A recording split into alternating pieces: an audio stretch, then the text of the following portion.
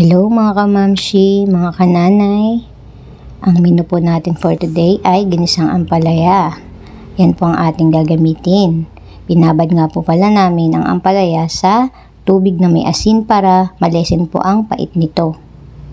Ayan, start na po tayo magisa ng ating bawang. Si tatay nga po pala ang cook natin for today. Hintayin lang po natin itong mag light brown. Isunod na po natin ang sibuyas.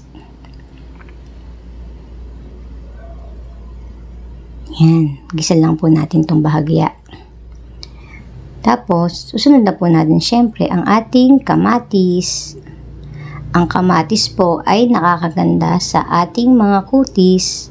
Maganda rin po ito sa ating puso dahil rich po ito o mayaman po ito sa lycopene. Ayan, nilagay na rin po ang ating Knorr 4 cubes. 2 piraso po yung nilagay namin dito. Ayan, haluin lang po nating mabuti hanggang sa madurog po ang ating kamatis. Ayan, para mag-incorporate din po ang ating Knorr 4 cubes. Next na po natin ang ampalaya. Halo po tayo ulit. Bahagya lang po namin itong iluluto para hindi po masyadong lumambot ang ating ampalaya. Yan. Napaka-simple pong ulam, napakadaling lutuin.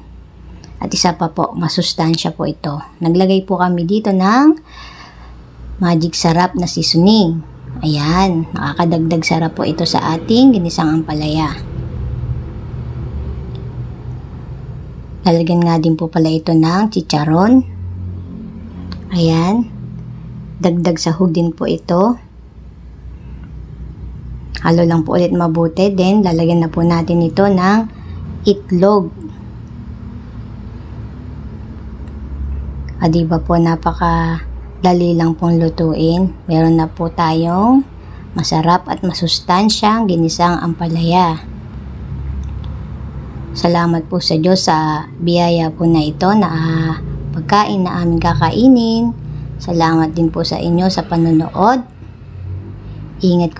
Ingat po kayo palagi. Yan, good day po sa lahat. Happy lunchtime po. Bye!